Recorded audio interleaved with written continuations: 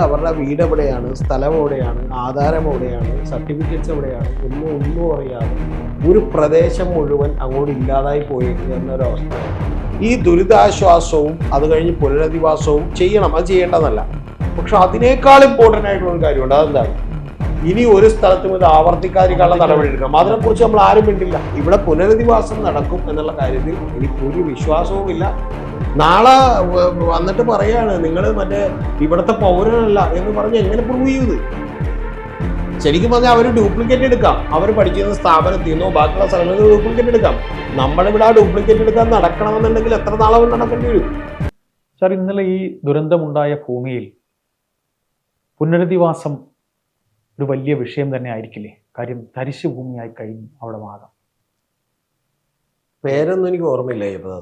മുണ്ടക്കൈ ചൂരൽമല മുണ്ടക്കൈ ചൂരൽമല എന്നൊക്കെ ഉള്ളത് അറിയാം. പക്ഷെ അവിടുത്തെ ഒരു വീട്ടുകാര്, ഒരു പെൺകുട്ടി, ശ്രുതി എന്നാണ് അതിന്റെ പേര്. അതെ, ആ പെൺകുട്ടിയുടെ ഇന്ന് ഞാനൊരു വാർത്ത വായിച്ചപ്പോൾ ശരിക്കും ആ പെൺകുട്ടിയുടെ പെരതാമസം ഏതാണ്ട് ഒരു മാസം മുമ്പ് കഴിഞ്ഞുള്ളൂ. അപ്പൊ അത് കഴിഞ്ഞിട്ട് അത് ശരിക്കും കോഴിക്കോട് എനിക്ക് തോന്നുന്ന മിംസിലെവിടെയോ വർക്ക് ചെയ്യുന്നതുകൊണ്ടാണ് അത് ഇതിനകത്ത് പെടാതിരുന്നത്. അപ്പോൾ ആ പെൺകുട്ടി മാത്രമേ ഉള്ളൂ. ചേച്ചി എവിടെ പോയി എന്നും, അല്ലെങ്കിൽ ചേച്ചി ബാക്കിയുള്ള വീട്ടുകാരൊക്കെ എവിടെ പോയി എന്ന് അറിയാൻ പാടില്ല. ആകെ ഇവർ 1-2 പേര് മാത്രമേ രക്ഷപ്പെട്ടിട്ടുള്ളൂ. ഇതിൻ്റെ ഏറ്റവും വലിയ പ്രശ്നമെന്ന് പറഞ്ഞിട്ടുണ്ടെങ്കിൽ കേരളത്തിൽ ഇത്തരത്തിലുള്ള വലിയ ദുരന്തങ്ങൾ ഇതിനു മുമ്പ് ഉണ്ടായിട്ടില്ല. എന്ന് പറഞ്ഞാൽ ഉണ്ടായിട്ടുള്ള ആരെയും തന്നെ നമ്മളങ്ങനെ കൃത്യമായി പുനരധിവസിപ്പിച്ച ഒരു ചരിത്രം നമുക്കില്ല. ഒന്ന്. രണ്ടാമത്തത്, ഇത് നമ്മളിപ്പോൾ അതായത് അവരുടെ വീട് എവിടെയാണ്, സ്ഥലം എവിടെയാണ്, ആധാരം എവിടെയാണ്, സർട്ടിഫിക്കറ്റ്സ് എവിടെയാണ് ഒന്നും അറിയാതെ ഒരു പ്രദേശം മുഴുവൻ അങ്ങോട്ട് ഇല്ലാതായി പോയേക്കുക എന്നൊരവസ്ഥയാണ്. അപ്പോൾ ഇതിൽ സത്യത്തിൽ ഇനി അവരുടെ സർട്ടിഫിക്കറ്റ് പോലും അവരെ വീണ്ടെടുക്കണമെന്നുണ്ടെങ്കിൽ എത്ര തവണ ഗവൺമെന്റുകളുടെ പുറകെ നടക്കേണ്ടി വരുമെന്നാണ് ഞാൻ ചിന്തിക്കുന്നത്. തീർച്ചയായിട്ടും പുനരധിവാസമൊന്നും ഞാൻ ചിന്തിക്കുന്നേ ഇല്ല. അയ്യപ്പ എന്താ കാര്യം എന്ന് വെച്ചിട്ടുണ്ടെങ്കിൽ മൂലമ്പള്ളിയിൽ നിന്ന് അതുപോലെ മറ്റു പല സ്ഥലങ്ങളിൽ നിന്നും കുടിയൊഴിപ്പിക്കപ്പെട്ടവർക്ക്, അതായത് അവരുടെ സ്ഥലം ഗവൺമെന്റ് എഴുതി മേടിച്ചിട്ട്, നിങ്ങളുടെ സ്ഥലം ഞാൻ എഴുതി മേടിച്ചിട്ട് ഞാൻ നിങ്ങൾക്ക് പുനരധിവാസം തരാം എന്ന് പറഞ്ഞ് വീണ്ടും സ്ഥലം കൊടുത്തിട്ട് ആ സ്ഥലത്ത് നമ്മൾ ഈ പോക്കുവരവ് നടത്തി കൊടുക്കുകയോ ആ സ്ഥലത്ത് ശരിക്കും ബിൽഡിംഗ് പണിയാനോ വീട് പണിയാനോ ഉള്ള പെർമിഷൻ ഇല്ലെന്ന് പറഞ്ഞൊരു ഗവൺമെന്റുകളാണ് കൊണ്ടിരിക്കുന്നത്. അത് ഞാൻ പറയുന്നത് ഇപ്പൊ നമ്മൾ പിണറായിനെ മാത്രമായിട്ട് ഏത് ഗവൺമെന്റ് ആണെങ്കിലും ശരി, ഇത്തരം കാര്യങ്ങളിലൊന്നും നമ്മൾ ഒരു വ്യക്തതയും നമുക്കില്ല. അങ്ങനത്തെ ഇപ്പൊ ഇത് പോട്ടെ, വിഴിഞ്ഞം പോർട്ട്. ഈ വിഴിഞ്ഞം പോർട്ട് 5000 കോടി രൂപയുടെ പദ്ധതിയാണ്. അപ്പൊ അവിടെ ഒരു 600 കുടുംബങ്ങളുണ്ട്, അല്ലെങ്കിൽ 800 കുടുംബങ്ങളുണ്ട്. പോട്ടെ, 1000 കുടുംബങ്ങൾ നോക്ക്. ഈ 1000 കുടുംബങ്ങൾക്ക് ഒരു താമസ സൗകര്യം ഒരുക്കുന്നതിന് ഒരു ഫ്ലാറ്റ് പണിത് കൊടുത്താലും മതി. ഞാൻ പറഞ്ഞു, അങ്ങനെ പണിയുന്നതിന് നമ്മൾ എത്ര രൂപ ചെലവോ? ഇത്ര കോടി, ഞാൻ പറഞ്ഞ ഒരു 5000 കോടിയുടെ പിന്നെ ഒരു 1000 കോടി വേണ്ടി വരും. 1000 കോടി അടുത്ത് വരുമായിരിക്കും. അല്ല, ഞാൻ പറഞ്ഞ ഒരാൾക്ക് ഒരു ഫ്ലാറ്റ് കൊടുക്കണമെങ്കിൽ 1000 കോടി എവിടെ വരാനാണ്? കൂടിയാന്നുണ്ടെങ്കിൽ ഒരു ഗവൺമെന്റിന്റെ സ്ഥലവും കൂടി ഉണ്ടെങ്കിൽ കൂടിയെന്ന് ഒരു 20 ലക്ഷം രൂപ ഒരാൾക്ക് വരുമായിരിക്കും. ഓക്കെ, പോട്ടെ. അപ്പൊ ഒരു 200 ലക്ഷം രൂപ അല്ലെങ്കിൽ ഒരു 1000 കോടി എന്നുള്ള ഒരു 200 കോടി വരെയായിരിക്കും, അല്ലെങ്കിൽ 250 കോടി വരെയായിരിക്കും. ശരി, ഈ 250 കോടി കണ്ടെത്തി ആ പുനരധിവാസം കൃത്യമായി, ഞാൻ പറഞ്ഞ ഗംഭീരമായിട്ടുള്ള ഫ്ലാറ്റ് കൊടുക്കാം, അല്ലെങ്കിൽ ഗംഭീരമായിട്ടുള്ള വീട് കൊടുക്കാം. സ്ഥലമുണ്ടെങ്കിൽ വീട് പണിയുന്നതിന് എത്ര രൂപയാകാനാണ്? ഒരു 2 ബെഡ്റൂമും ഒരു ഹോളും കിച്ചണുള്ള ഒരു 1000 സ്ക്വയർ ഫീറ്റിന്റെ വീട് പണിയണമെങ്കിൽ പോലും വേണമെങ്കിൽ ഒരു പെർ സ്ക്വയർ ഫീറ്റ് ഒരു 1500 അല്ലെങ്കിൽ 2000 രൂപ നമുക്ക് എന്ത് ചെയ്ത് കിട്ടും? അപ്പൊ ഞാൻ പറഞ്ഞ ഒരു 20 ലക്ഷം രൂപ 25 ലക്ഷം രൂപ വരും കൂടിയത് ഒരു വീട് പണി. ആ വീട് പണിത് മനോഹരമായി അതിന്റെ ലാൻഡ്സ്കേപ്പ് പോലും ചെയ്ത് ഈ 200 കോടി രൂപക്ക് നമുക്ക് അവർക്ക് കൊടുക്കാം. ഈ മൂലമ്പള്ളിയിലും സ്വന്തം സ്ഥലം എടുത്തിട്ടുള്ള വിഴിഞ്ഞം പോർട്ടിന്റെ ആളുകൾക്കും അതുപോലെ ബാക്കിയുള്ളവർക്കും ഒന്നും കൊടുക്കാത്ത ഗവൺമെന്റുകൾ എന്താ ഈ പ്രദേശം നിങ്ങൾ പറയണത്? അതായത് അവരുടെ വീടോ സ്ഥലമോ ഒന്നും ഗവൺമെന്റ് കിട്ടിയിട്ടില്ല. പകരം ഫ്രീ ആയി അവർക്കൊരു പുനരധിവാസം നമ്മൾ ചെയ്തു കൊടുക്കണം. എവിടെയെങ്കിലും കൊടുത്തിട്ടുണ്ടോ? എനിക്കറിയില്ല. അപ്പൊ അതുകൊണ്ട് ഇത് നിങ്ങളെ കൂടെ വെറുതെ ഇരുന്ന് പുനരധിവാസം ചെയ്യുമെന്നൊക്കെ പറഞ്ഞാൽ സത്യത്തിൽ എന്നെയൊക്കെ ഞാൻ ഇന്നലെ പോലും ഞാനിവിടെ രാഷ്ട്രീയത്തിലൊക്കെ ഉള്ള കേരളത്തിൽ അറിയപ്പെടുന്ന ഒരാളുമായി ഞാനുമായി സംസാരിച്ചപ്പോൾ ഞാൻ പറഞ്ഞു, ഇനി അവിടേക്ക് ഡ്രസ്സോ ബാക്കിയുള്ള സാധനങ്ങളോ ഒന്നും കൊണ്ടുചെല്ലണ്ട. അതായത് നമ്മളിപ്പോ ഒരു സഹായം അഭ്യർത്ഥിച്ച് അവിടെ കൊണ്ടുചെല്ലേണ്ട ആവശ്യമില്ല. പക്ഷെ പ്രധാനപ്പെട്ട പ്രശ്നം എന്താ? ഇവരെവിടെ പിന്നെ പോയി താമസിക്കും? അല്ല ഇനിയിപ്പോ ഇങ്ങനത്തെ ഈ സ്ഥലത്ത് വീണ്ടും അവർ താമസിക്കാൻ തയ്യാറാവും. ഇവിടെ അതാണ് അടുത്ത പ്രശ്നം. ഇവിടെ ഈ പറയുന്ന നമ്മള് ഇവർക്കുള്ള ഭൂമി കണ്ടെത്തി കൊടുക്കാൻ പറ്റുമോ? ഇല്ലല്ലോ. പകരം വേറെ എവിടെയെങ്കിലും ഇവർക്ക് ഭൂമി കണ്ടെത്തി കൊടുക്കണം. അതൊക്കെ എന്തെങ്കിലും കേരളത്തിൽ സാധ്യമായിട്ടുണ്ടോ? ഇനി വേറൊരു കാര്യം കൂടി പറയാം. ഗ്രാൻഡ് ഹയാത്തിന് നമ്മൾ പെർമിഷൻ കൊടുത്തു. ആര്? കൊച്ചിൻ പോർട്ട് അതോറിറ്റികൾ എല്ലാം കായലിനടുത്തുള്ള സംഭവത്തിന് നമ്മൾ പെർമിഷൻ കൊടുത്തു. അപ്പൊ പോലും സത്യത്തിൽ അയ്യപ്പദാസെ മൂലമ്പള്ളിയിൽ കുടിയൊഴിപ്പിക്കപ്പെട്ടവർക്ക് അനുവദിച്ചു കൊടുത്ത സ്ഥലത്ത് ഒരു വീട് പണിയാൻ പെർമിഷൻ തന്നപ്പോ, ഗവൺമെന്റ് കൊടുത്ത സ്ഥലത്ത് വീട് പണിയാൻ പെർമിഷൻ തന്നപ്പോ ഇപ്പൊ കേട്ടൊരു കാര്യം എന്ന് വെച്ചാൽ ഇവിടെ പെർമിഷൻ തരാൻ പറ്റില്ല, ഇത് എന്തെല്ലാം വീട് വെക്കാൻ പറ്റിയ സ്ഥലമല്ല അല്ലെങ്കിൽ അതിനുവേണ്ടി ഇപ്പോഴും അവർ നടന്നുകൊണ്ടിരിക്കുന്നത് ഗവൺമെന്റ് തന്ന സ്ഥലത്ത്. അപ്പൊ അങ്ങനെ തരുന്ന എന്തുകൊണ്ടാണ് ഇവിടെ ആളുകൾ ഒരു റോഡ് വൈഡൻ ചെയ്യുന്നതോ ബാക്കിയുള്ള ഒരു പ്രൊജക്ടിന് വേണ്ടി ഇവിടെ മാറാത്തത് എന്തുകൊണ്ടാണ്? തിരികെ കിട്ടുന്നായിരുന്നു യാതൊരു ഉറപ്പുമില്ലാത്ത. കാശ് കിട്ടൂലെന്നോ കാശ് കിട്ടുമെന്ന് ഉറപ്പില്ല, കൊടുക്കുമെന്ന് പറയുന്നത് മനസ്സിലായ. മറ്റു പല സ്റ്റേറ്റ് ഗവൺമെന്റുകളും അങ്ങനെയല്ല. ഇപ്പൊ ഇവിടെ നമുക്ക് കേന്ദ്രം പോലും അങ്ങനെയല്ല. ഇവിടെ കാശ് കിട്ടൂല നമുക്ക് ഉറപ്പാണ്. കാശ് കിട്ടണമെന്നുണ്ടെങ്കിൽ ശരിക്കും നമ്മുടെ സ്ഥലം എഴുതിയെടുത്തിട്ട്, നമ്മുടെ 50 സെന്റ് സ്ഥലം എഴുതിയെടുത്തു എന്ന് വിചാരിക്കും. ഈ 50 സെന്റ് സ്ഥലം എഴുതിയെടുത്തിട്ട് നേരെ നമ്മൾ കാശ് കിട്ടണമെന്നുണ്ടെങ്കിൽ എന്ത് ചെയ്യണമെന്ന് വെച്ചാൽ നമ്മൾ കളക്ടറുടെ മുമ്പിൽ, അവിടെയുള്ള ഉദ്യോഗസ്ഥരുടെ മുമ്പിൽ ചെന്ന് അവന്റെ മുമ്പിൽ നമ്മൾ മുട്ടിലെഴയണം. അത്ര നല്ല ബ്യൂറോക്രസിയാണ്. പിന്നെ കാശ് കിട്ടും. എങ്ങനെയുള്ള ആളുകൾക്കാണെന്നറിയാം. ഉദാഹരണത്തിന് ഞാനിപ്പോ പേര് പറയുന്നതിന് ഇപ്പൊ ഈ വൈറ്റ്ലയില് അല്ലെങ്കിൽ പല സ്ഥലത്തൊക്കെ സ്ഥലം കൊടുത്തിട്ടുണ്ട്. ഒന്നില്ലെങ്കിൽ നിങ്ങൾ ട്രസ്റ്റോ അമ്പലങ്ങളോ പള്ളികളോ ഒക്കെ ആണെങ്കിൽ കാശ് കിട്ടും. എന്താ കാര്യം? വോട്ടാണ്. അങ്ങനെ ഒരു 1000 പേരുടെ അങ്ങനെ വോട്ടാണ്. അപ്പൊ നിങ്ങൾക്ക് എന്ത് ചെയ്യും? ആ കാര്യങ്ങൾ നടത്തി തരും. പക്ഷെ സാർ കേന്ദ്രം ഒരു പരിധി വരെ അതൊക്കെ ചെയ്യുന്നുണ്ടെന്നാ തോന്നുന്നത്. അല്ല, കേന്ദ്രവും മറ്റ് സംസ്ഥാനങ്ങളും ഒക്കെ ചെയ്യുന്നുണ്ട്. നമ്മുടെ ഇവിടെ അങ്ങനെ ഒരു പതിവില്ല. നമുക്ക് വേണമെങ്കിൽ ഇരുന്ന് പിണറായി വിജയനെ ചീത്ത വിളിക്കാം, അതിലൊന്നും അർത്ഥമില്ല. പിണറായി വിജയൻ മാത്രമല്ല, വേറെ ആരായിരുന്നല്ല ഇവിടെ ഇരുന്ന് ഇതിനു മുമ്പ് ഇരുന്ന ഒരു ഗവൺമെന്റുകളും ഇത്തരത്തിൽ ചെയ്തിട്ടില്ല. സത്യത്തിൽ ഞാനിത് അയ്യപ്പദാസിനോട് ഒരു തവണ പറയേണ്ടതാണ് എൻ്റെ ഓർമ്മ. അതായത് നിങ്ങളൊരു പ്രൊജക്ടിന് വേണ്ടി സ്ഥലം എടുക്കുന്നു, ഇപ്പൊ അയ്യപ്പദാസിന്റെ വീടെടുക്കുന്നു. അയ്യപ്പദാസിന് 100% ഉറപ്പാണ് അതിനേക്കാൾ മനോഹരമായൊരു വില്ല തരും എന്നുണ്ടെങ്കിൽ അയ്യപ്പദാസ് പിന്നെ അങ്ങോട്ട് എഴുതി കൊടുക്കും. അല്ലെങ്കിൽ ആളുകൾ അങ്ങോട്ട് നിർബന്ധം പിടിക്കും, പ്ലീസ് ഞങ്ങളെ കൂടി എന്ത് ചെയ്തു എടുത്തോളൂ എന്ന് പറയും. ആ ലെവലിലേക്ക് നമ്മുടെ ഡെവലപ്മെന്റ് മാറണം. സത്യത്തിൽ ഞാൻ നേരത്തെ പറഞ്ഞ പോലെ ഇപ്പൊ 200 കോടി രൂപ മുടക്കി വിഴിഞ്ഞം പോട്ട് അതാ മത്സ്യത്തൊഴിലാളികൾക്ക് ഒരു മനോഹരമായ വില്ല പണിതിട്ടിട്ട് ശരിക്കും പറഞ്ഞ ഇന്ത്യയിലും കൂടി ചെയ്ത് അവരെ കൊണ്ട് കാണിക്കണമെങ്കിൽ ഉണ്ടല്ല, അവരന്തിച്ചു പോലും. ഒരു 1000 സ്ക്വയർ ഫീറ്റ് അടച്ചുറപ്പുള്ള വീട് പ്ലസ് ഗംഭീരമായ ഇന്റീരിയർ ലാൻഡ്സ്കേപ്പ് ചെയ്തിരിക്കുന്നു. അങ്ങനെയൊന്നും നമ്മളെ സംസ്ഥാനം ചെയ്യില്ല. നമ്മുടെ സംസ്ഥാനം ചെയ്യേണ്ടതേ സത്യം പറഞ്ഞിട്ടുണ്ടെങ്കിൽ ഇപ്പൊ മറ്റേ ഈ സ്കൈലൈനോ അല്ലെങ്കിൽ മറ്റേതെങ്കിലും വലിയ ഈ പറഞ്ഞ അബാധ ബിൽഡേഴ്സോ അതുപോലെയുള്ള ആളുകൾക്ക് വിളിച്ചിട്ട് 200 രൂപ കൊടുത്തിട്ട് കറക്റ്റായിട്ട് ഈ പണി എന്ത് ചെയ്തു തരണം എന്ന് പറഞ്ഞാൽ മതി, അവർ ചെയ്യും. മനസ്സിലായി, അവരിത് ഗംഭീരമായി ചെയ്തു കൊടുക്കും. പക്ഷെ ഒരു ഒറ്റ കുഴപ്പമുള്ളൂ, ഇവര് 200 രൂപ കൊടുത്തിട്ട് അവർ ചോദിക്കാൻ പോകണം അതിൽ നിന്ന് 100 കോടിക്ക് തന്നെ ബാക്കിയുള്ള 100 കോടിക്ക് നീ തല്ലിക്കൂട്ടി സാധനം ചെയ്യാൻ പറയും. ആ തല്ലിക്കൂട്ടി സാധനം ചെയ്യാൻ പറ്റുന്നതാണ് നമ്മൾ ലൈഫ് മിഷന്റെ പ്രൊജക്റ്റിൽ കണ്ടത്. 19 കോടി കിട്ടിയ സാധനത്തിൽ നമ്മൾ 5 കോടി കൈക്കൂലിയായിട്ട് പറ്റി, എന്നിട്ട് ബാക്കി 14 കോടിക്ക് നീ അത് എങ്ങനെയെങ്കിലും തല്ലിക്കൂട്ടി പണിതാ മതി എന്ന് പറഞ്ഞു. അപ്പൊ ആ തല്ലിക്കൂട്ടി പണിതാ മതി എന്ന് പറയണോണ്ടാണ്.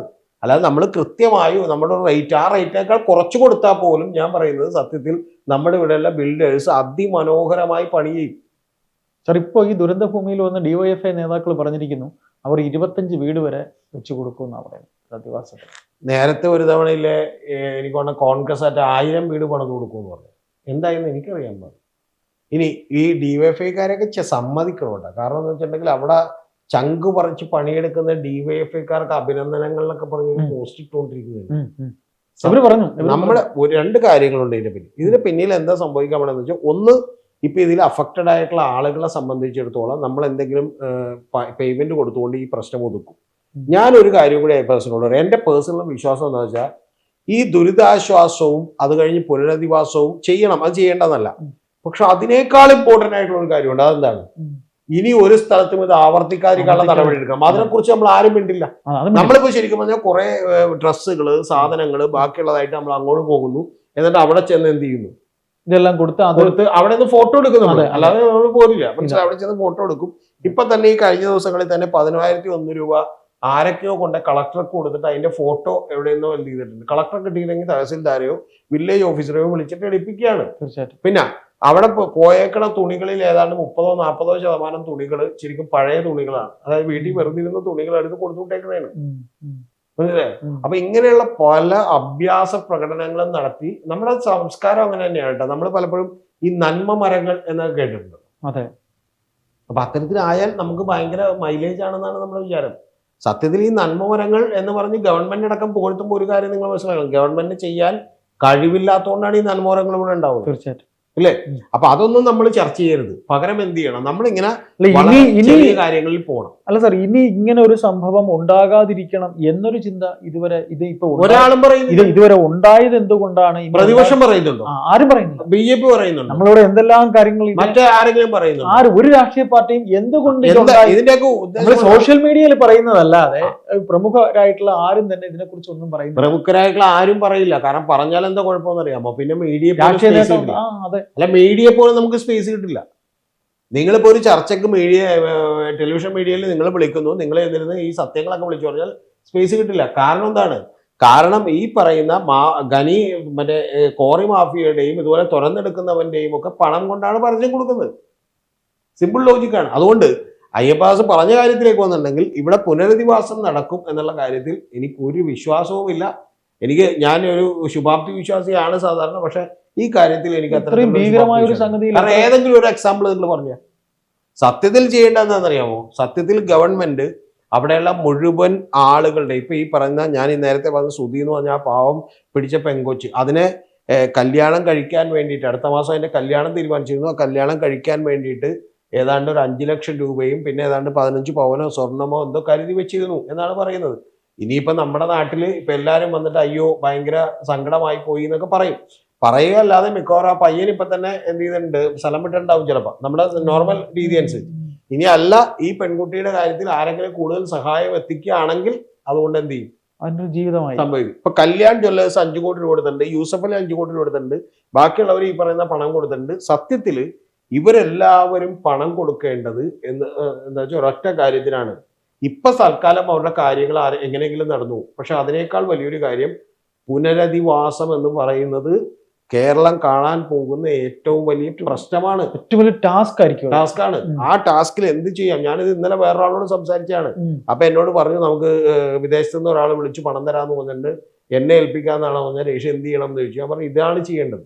നമ്മൾ ഇനി മറ്റേ ഡ്രസ്സും സാധനങ്ങളും ഭക്ഷണമൊന്നും ആയിട്ട് ചെല്ലണ്ട. കാരണം അതിപ്പോ അവർക്ക് കൃത്യമായിട്ട് കിട്ടും. എന്താണെന്നറിയാമോ? ഇത്രയും മീഡിയകൾ അവിടെ ചെന്ന് നിൽക്കുന്നത് കൊണ്ടിട്ട് ഒരു കാരണവശാലും അവരുടെ ഭക്ഷണത്തിന് കുറവുണ്ട്, വിശന്നിരിക്കേണ്ട ഒരു കുട്ടിയും വിശന്നിരിക്കേണ്ടി വരില്ല. ഇപ്പൊ കഴിഞ്ഞ ദിവസം തന്നെ ഈ നമ്മുടെ ടി സിദ്ദിഖ് MLA ചെന്നിട്ട് ഒരു ഭാഗക്കാരെ കാണുന്ന ഒരു ദൃശ്യം ഞാൻ കണ്ടു. അവർ പറയുന്നത് അവർ 1200 പേർക്ക് ഞങ്ങൾ ഭക്ഷണം കൊടുക്കാൻ തയ്യാറാണ്, പക്ഷെ വേണ്ടെന്നാണ് കളക്ടർ പറഞ്ഞുകൊണ്ടിരിക്കുന്നത്. അപ്പൊ അവരതിൽ ഭയങ്കര അജിറ്റേറ്റഡ് ആയിട്ട് സംസാരിക്കണം. അപ്പൊ ടി സിദ്ദിഖ് പറയുന്നത് ഇല്ല, ഞാൻ പറഞ്ഞ് സമ്മതിപ്പിച്ചിട്ടുണ്ട്, നിങ്ങൾക്ക് എന്ത് കിട്ടും, അതൊക്കെ കൊടുക്കാൻ പറ്റും. ഷെഫ് പിള്ളയുടെ ഭക്ഷണം കൊടുക്കുന്നുണ്ട്. ഇത്തരത്തിൽ നിരവധി സ്ഥലങ്ങളിൽ നിന്ന് അവർക്ക് ഭക്ഷണം എത്തിച്ചു കൊടുക്കുന്നുണ്ട് എന്നാണ് നമുക്കറിയാൻ കഴിയുന്നത്. നമ്മൾ ഈ ചർച്ചയിൽ ആദ്യം സംസാരിച്ചപ്പോഴേ സാർ സംഗതി പറഞ്ഞു, ഈ ഭൂമി ഏതെന്ന് പോലും അറിയാത്ത സ്ഥിതിക്ക് അവർക്ക് പ്രമാണമില്ല, അവരുടെ ഭൂമിയുടെ വിസ്തൃതി എത്രയെന്ന് അറിയില്ല, അവർ എവിടെ താമസിച്ചെന്ന് പോലും അവരുടെ ഐഡന്റിറ്റി എങ്ങനെ പ്രൂവ് ചെയ്യും? നാളെ വന്നിട്ട് പറയാണ് നിങ്ങൾ മറ്റേ ഇവിടുത്തെ പൗരനല്ല എന്ന് പറഞ്ഞ് എങ്ങനെ പ്രൂവ് ചെയ്യൂത്? ശരിക്കും പറഞ്ഞാൽ അവർ ഡ്യൂപ്ലിക്കേറ്റ് എടുക്കാം. അവർ പഠിച്ചിരുന്ന സ്ഥാപനത്തിൽ നിന്നോ ബാക്കിയുള്ള സ്ഥലങ്ങളിൽ നിന്ന് ഡ്യൂപ്ലിക്കേറ്റ് എടുക്കാം. നമ്മുടെ ഇവിടെ ആ ഡ്യൂപ്ലിക്കേറ്റ് എടുക്കാൻ നടക്കണമെന്നുണ്ടെങ്കിൽ എത്ര നാളെ നടക്കേണ്ടി വരും? അതുവരെ അവർക്ക് തങ്ങാൻ ഒരു ഷെൽട്ടർ വേണ്ടേ? അവർ എവിടെ തങ്ങും? അല്ല, അതാണ് ഞാൻ പറഞ്ഞ, ഗവൺമെന്റ് ഇത് ഇമ്മീഡിയറ്റ്ലി അവർക്ക് വേണ്ട ഷെൽട്ടറുകൾ ഒരുക്കണം. അവിടേക്ക് വേണ്ടി ഒരു 10-20 സ്റ്റാഫ്, സത്യത്തില് ഒരു ഹോട്ടൽ പോലെ തന്നെ ഒരു 10-20 സ്റ്റാഫുകൾ ഇട്ടിട്ട് ശരിക്കും പറഞ്ഞാൽ അവർക്ക് എല്ലാ ദിവസവും ഫുഡ് ഉണ്ടായി കൊടുക്കുക, അവരുടെ ബാക്കിയുള്ള കാര്യങ്ങൾ ഉണ്ടാവുക, അവരുടെ നോർമൽ ലൈഫിലേക്ക് തിരിച്ചു കൊണ്ടുവരിക. ആ തിരിച്ചു ഒരു 6 മാസം അല്ലെങ്കിൽ 1 കൊല്ലം കൊണ്ട് ഇത് ഫാർ ഫൂട്ടിംഗ് ബേസിസിൽ യുദ്ധകാല അടിസ്ഥാനത്തിൽ വീടുകൾ വേറെ പണിതവർക്ക് കൈമാറാനുള്ള സൗകര്യം. സാർ, ഒറ്റപ്പെട്ടു പോയവരുണ്ട്, മനസ്സിന്റെ ആ ഒരു കൺട്രോൾ പോയവരുണ്ട്, ഇതൊക്കെ മനസ്സിന്റെ കൺട്രോൾ പോയവരുണ്ട്. 6 മാസത്തിൽ കൂടുതൽ ചികിത്സിക്കേണ്ട ആളുകളുണ്ട്. കാരണം എന്താ വെച്ചാൽ ഒരു സ്ത്രീയുടെ മുഖം ഞാൻ കണ്ടു, അത് പാറ വന്ന് ഇടിച്ചിടിച്ചിട്ട് അവരുടെ മുഖത്ത് മുഴുവൻ മറ്റേതായിട്ട് കിടക്കാണ്. അപ്പൊ അത്തരത്തിൽ ഞാൻ പറയുന്നത് മുഖം നമ്മൾ കണ്ടു, ബാക്കി ശരീരത്തിന്റെ അകത്തുള്ള ഭാഗങ്ങളിലൊക്കെ എത്രമാത്രം പരിക്കുകൾ പറ്റിയിട്ടുണ്ടാവും. അല്ലേ? നമ്മളൊരു ഒരു ദിവസം മുഴുവൻ ഒരു ഉരുൾപൊട്ടലിലൂടെ ഒലിച്ചിറങ്ങി വരുന്നു, നമ്മുടെ പുറത്ത് പാറ വന്നിരിക്കുന്നു, കല്ല് വന്നിരിക്കുന്നു, മരക്കഷ്ണങ്ങൾ ബാക്കിയുള്ള സംഭവങ്ങൾ ഉണ്ടാവുന്നു. ഇത് വലിയ തോതിൽ നമ്മുടെ അകത്ത് എത്രയോ അപകടങ്ങൾ പറ്റിയിട്ടുണ്ടാവും. അത് നമുക്ക് കാണാൻ പറ്റില്ലല്ലോ. സ്ത്രീകളുടെ കാര്യത്തിലാണെങ്കിൽ നമുക്ക് ഒരിക്കലും കാണാൻ പറ്റില്ല. അല്ലെങ്കിൽ ആണുങ്ങളുടെ കാര്യത്തിലാണെങ്കിൽ അവർ ചിലപ്പോൾ തുറന്നു പറയും. അപ്പൊ അങ്ങനെ പറ്റിയിട്ടുള്ള ആളുകളെ ഏറ്റവും ആദ്യം ഏറ്റവും 5 സ്റ്റാർ എന്ന് പറഞ്ഞാൽ അത്രയും വലിയ സൗകര്യങ്ങളിൽ ഗവൺമെന്റ് ഹോസ്പിറ്റലുകളിലുള്ള ഇവരെ ചികിത്സിക്കണം. ആ ചികിത്സിക്കുന്നത് കൂടാതെ നേരത്തെ പറഞ്ഞ പോലെ ഓരോരുത്തരുടെയും ആവശ്യങ്ങൾ കണ്ടറിഞ്ഞ് നമ്മൾ ചെയ്തു കൊടുക്കണം. ആ ചെയ്തു കൊടുക്കുന്ന സമയത്തിനകം 1 കൊല്ലത്തിനകം 1.5 കൊല്ലത്തിനകം ഇവർക്കുള്ള തൊഴിൽ, ഇവർക്കുള്ള ഉപജീവന മാർഗങ്ങൾ, മൂന്നാമത്തത് വിദ്യാഭ്യാസം, നാലാമത്തത് ഇവർക്ക് ഇതെല്ലാം ശരിയാക്കുന്നതിനോടൊപ്പം തൽക്കാല ഹോസ്റ്റലുകളിൽ നിന്ന് ശരിയാക്കുന്നതിനോടൊപ്പം തീർച്ചയായിട്ടും എന്ത് ചെയ്യണം, അവർക്ക് സ്ഥലവും തയ്യാറാക്കി കൊടുക്കണം. അല്ലെങ്കിൽ ഏറ്റവും കുറഞ്ഞ പക്ഷം ഒരു ഫ്ലാറ്റുകൾ പണിതുകൊണ്ട് ഒറ്റ ഫ്ലാറ്റ് 2 ഫ്ലാറ്റോ മതി, 2 ടവർ, ആ 2, 3, 4, 5 ടവർ പണിതിട്ടുണ്ടെങ്കിൽ ആ ടവറുകളിൽ പോലും ആളുകൾ താമസിക്കാവുന്ന ഒരു ലെവലിലേക്ക് ഗവൺമെന്റ് എത്തിച്ചു കൊടുക്കണം. അപ്പൊ അത് ചെയ്യണമെങ്കിലുള്ള പണം സത്യത്തിൽ ഗവൺമെന്റ് ഇപ്പൊ തന്നെ കിട്ടും. ഇപ്പൊ നമുക്ക് അത് കിട്ടാൻ ഇപ്പൊ ഗവൺമെന്റിന് പണമില്ല, ഗവൺമെന്റ് കയ്യിൽ 5 പൈസ ഇല്ല. അപ്പൊ അതവിടെ നിൽക്കട്ടെ, ഉള്ള പൈസ എടുത്ത് ദൂർത്തടിച്ചുകൊണ്ടിരിക്കണമായിരുന്നു, അത് വേറെ കാര്യം. അപ്പൊ അതവിടെ നിൽക്കട്ടെ, കുഴപ്പമില്ല. പക്ഷെ ഈ പറയുന്ന യൂസഫ് അലിയും കല്യാൺരാമനും അതുപോലെ ബാക്കിയുള്ള ആളുകളും ഇനി ചോദിച്ചാൽ ശരിക്കും ഇത് സത്യസന്ധമായി ഞങ്ങൾ ചെയ്യുമെന്ന് പറഞ്ഞാൽ കൂടുതൽ ആളുകൾ കാശ് കൊടുക്കാൻ തയ്യാറാവും. അപ്പൊ അങ്ങനെ ഈ ഒന്നാമത്തെ കാര്യം, നമ്മളൊരു പ്രവാസി സമൂഹം പുറത്തുണ്ട്, അവരോടൊക്കെ ചോദിച്ചാൽ അവർ കൈയച്ചതിന് സംഭാവന ചെയ്യും. പക്ഷെ ഒറ്റ കാര്യമുള്ളൂ, അവർ സംഭാവന ചെയ്യുന്നതുകൊണ്ടാണ് ഈ നന്മമരങ്ങളൊക്കെ ഇവിടെ ഉണ്ടായിരിക്കുന്നത്. മനസ്സിലായോ? നന്മമരങ്ങളൊക്കെ തമ്മിൽ ഇടിയാണ് സഹായിക്കുക. അപ്പൊ ഇപ്പൊ സത്യത്തിൽ എനിക്ക് അയ്യപ്പാസിനെ സഹായിക്കണമെന്നുണ്ട്, അയ്യപ്പാസ് രക്ഷപ്പെടണമെന്ന് മാത്രമാണ് എന്റെ ആഗ്രഹമെങ്കിൽ ഇവിടെ നിൽക്കുന്ന അജയ് വന്ന് സഹായിച്ചാൽ ഞാൻ അതിൽ കുശുമ്പെടുക്കേണ്ട കാര്യമില്ല. അപ്പൊ എന്തുകൊണ്ടാണ് നന്മമരങ്ങൾ തമ്മിൽ തന്നെ അടിയുണ്ടാവണമെന്ന് അറിയാം. അത് പറ്റൂല. ഞാൻ തന്നെ നിങ്ങളെ സഹായിക്കണം, എന്റെ വഴി തന്നെ നിങ്ങൾ സഹായിക്കണം. അപ്പൊ അത്തരത്തിലുള്ള പല തരികിടകളും പരിപാടികളും എന്തായാലും ഈ ദുരന്ത ഭൂമിയിൽ ഈ കാണിക്കുന്ന തള്ളിക്കയറ്റങ്ങളും ഈ കൊടുക്കലും ഈ കാണുന്ന ഒരു കാര്യം പറയാം, അതൊക്കെ കുറച്ച് കഴിയുമ്പോൾ തീരും. ആർക്കാണ് ഇങ്ങനെ ചെയ്യാൻ പറ്റും? നമുക്കാണെങ്കിൽ പോലും ഒരാഴ്ചയിൽ കൂടുതൽ അല്ലെങ്കിൽ അത് ചെയ്യാൻ പറ്റില്ല. അപ്പൊ അതുകൊണ്ട് ഇതിന്റെ പ്രോപ്പർ ആയിട്ടുള്ള പരിഹാരം എന്താണെന്ന് വെച്ചിട്ടുണ്ടെങ്കിൽ ഗവൺമെന്റ് ലീഗലി ഇത് കൃത്യമായി കളക്ടറുടെ നേതൃത്വത്തിൽ അവിടെ ഈ സംഭവങ്ങൾ ഏറ്റെടുക്കണം. ഏതായാലും അതിനെ വളരെ സീരിയസ് ആയി തന്നെ കാണണം, ഒരു സംശയമില്ല.